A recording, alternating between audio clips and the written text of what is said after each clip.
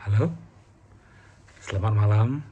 Perkenalkan, nama saya Nalom Pangaribuan, mahasiswa Fakultas Hukum Universitas Kristen Indonesia dengan nomor induk mahasiswa 21400570008. Video ini saya buat dalam rangka UTS mata kuliah Hukum Perbankan dan Jaminan di bawah pimpinan Ibu dosen Dr. Riana Riawinanti Napitupulu, SH, MH, MKN, MSc.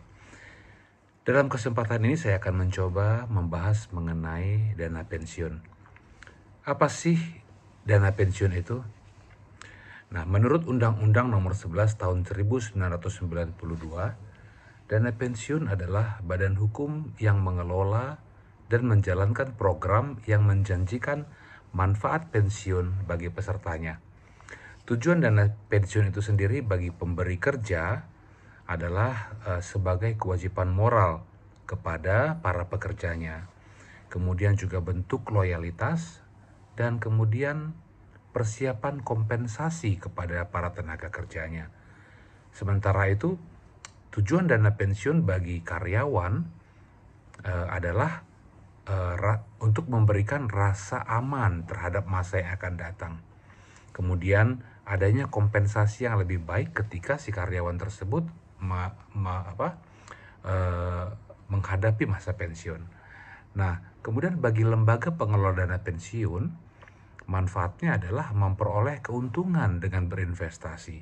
Kemudian juga turut membantu dan mendukung program pemerintah. Artinya, dana pensiun hadir sebagai sebuah mitigasi risiko atas segala kemungkinan yang mungkin terjadi antara sebuah program pensiun dalam sebuah perusahaan dengan kebutuhan para pekerjanya atas adanya jaminan kesejahteraan di masa sekarang dan di masa yang akan datang. Nah, teman-teman, program pensiun itu sendiri dibagi menjadi dua, yaitu yang pertama program pensiun manfaat pasti atau PPMT, yakni program pensiun yang manfaatnya ditetapkan dalam peraturan dana pensiun yang bukan program pensiun iuran pasti. Kemudian program berikutnya adalah program pensiun iuran pasti, yaitu program yang iurannya ditetapkan dalam peraturan dana pensiun dan seluruh iuran serta hasil pengembangannya dibukukan dalam rekening masing-masing peserta sebagai manfaat pensiun. Dulu, sebelum lahirnya Undang-Undang Dana Pensiun, terlebih dahulu berkembang di masyarakat suatu bentuk tabungan, yakni dana pensiun serta tabungan hari tua atau THT. Teman-teman pasti pernah mendengar, dan beberapa dari teman-teman juga mungkin sudah tidak asing lagi dengan tabungan yang disebut dana pensiun serta tabungan hari tua ini. Nah, dana pensiun dan tabungan hari tua tersebut dibentuk oleh banyak perusahaan baik swasta maupun pemerintah. Bentuk tabungan ini memiliki ciri khasnya, yaitu sebagai tabungan jangka panjang yang hasilnya dinikmati nanti setelah pensiun.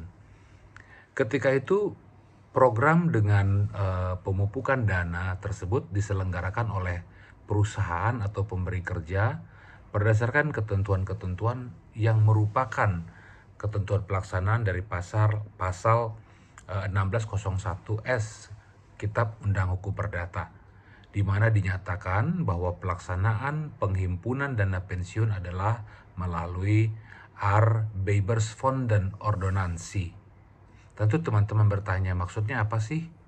Nah, maksudnya pada saat itu dulu pemberi kerja akan membentuk sebuah yayasan sebagai wadah penghimpunan dana tersebut yang dikenal dengan nama Yayasan Dana Pensiun.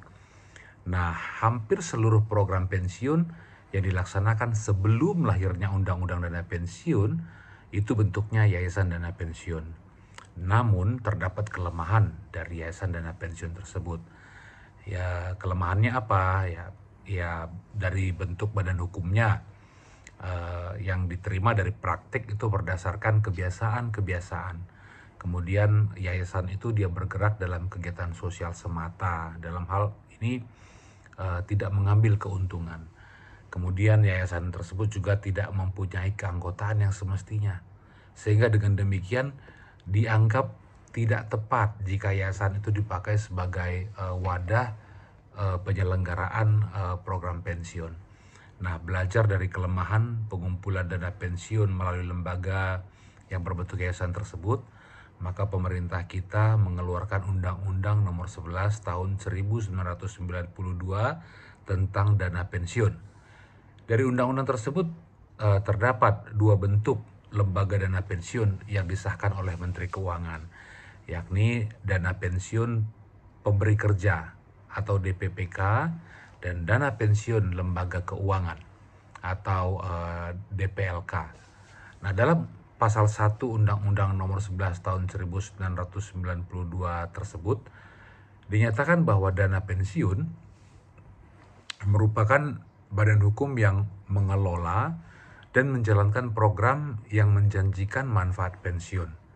Nah, dengan demikian kehadiran Undang-Undang Dana Pensiun sebagai landasan hukum bagi penyelenggaraan program pensiun sangat dibutuhkan. Nah, undang-undang ini juga diharapkan akan dapat membawa pertumbuhan dana pensiun di Indonesia dengan lebih pesat, lebih tertib, dan lebih sehat, sehingga akan membawa manfaat nyata untuk meningkatkan kesejahteraan bagi seluruh masyarakat.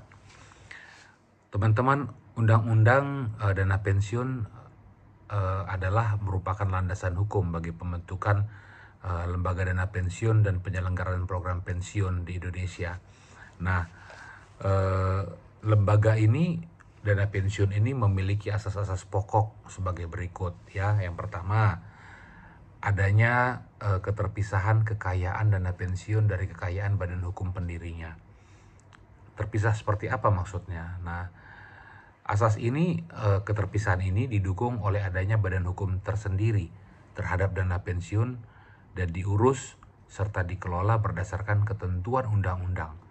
Nah, melalui asas ini, kekayaan dana pensiun utamanya bersumber dari iuran, terlindungi dari hal-hal yang tidak diinginkan yang dapat terjadi pada pendirinya. Jadi antara pendiri dan perusahaannya berdiri sendiri-sendiri.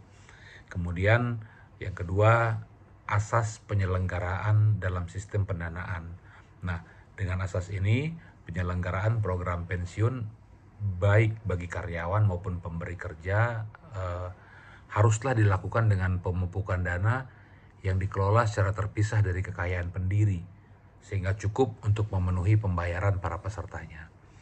Nah, kemudian yang ketiga, adanya asas pembinaan dan pengawasan. Nah, asas ini sesuai dengan tujuan dihindarkannya penggunaan kekayaan dana pensiun dari kepentingan-kepentingan yang mengakibatkan tidak tercapainya maksud utama dari pemupukan dana, yakni untuk memenuhi pembayaran hak peserta. Nah, jadi ada setiap penggunaannya itu ada pembinaan dan pengawasan. Nah, kemudian adanya yang keempat, asas penundaan manfaat. Nah, ketika sebuah lembaga dana pensiun menghimpun dana dalam penyelenggaraan program pensiun yang dimaksudkan untuk memenuhi pembayaran hak peserta yang telah pensiun agar kesinambungan agar terdapat kesinambungan penghasilan yang terpelihara, maka manfaatnya harus ditunda. Jadi tidak semata-mata setiap kali uang terkumpul langsung dimanfaatkan. Tapi betul-betul ada kontrol, ditunda manfaatnya dengan maksud agar kesinambungan penghasilan terpelihara. Kemudian ada juga yang kelima, asas kebebasan untuk membentuk dana pensiun. Nah, asas ini menjelaskan bahwa keputusan untuk membentuk dana pensiun merupakan prakarsa dari pemberi kerja guna menjanjikan suatu manfaat pensiun bagi karyawannya yang membawa konsekuensi pendanaan. Ya, artinya setiap perusahaan bisa menetapkan sendiri program pensiun dan besaran pensiun yang harus dipenuhi oleh setiap karyawannya. bebas gitu untuk membentuk dana pensiun. Tapi tapi ada konsekuensi di dalamnya, sehingga pada akhirnya nanti akan memberikan manfaat pensiun bagi karyawan tersebut.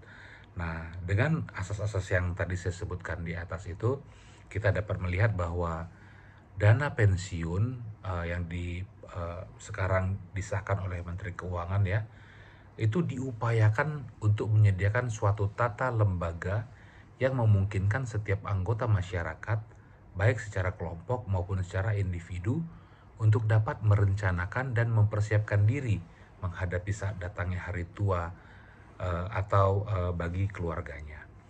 Nah, demikian teman-teman vlog saya pada saat ini mengenai dana pensiun. Mohon maaf atas segala kekurangannya, kiranya dapat bermanfaat bagi teman-teman yang mendengarkannya. Masih banyak kelemahan, mohon dimaafkan. Terima kasih. Dah.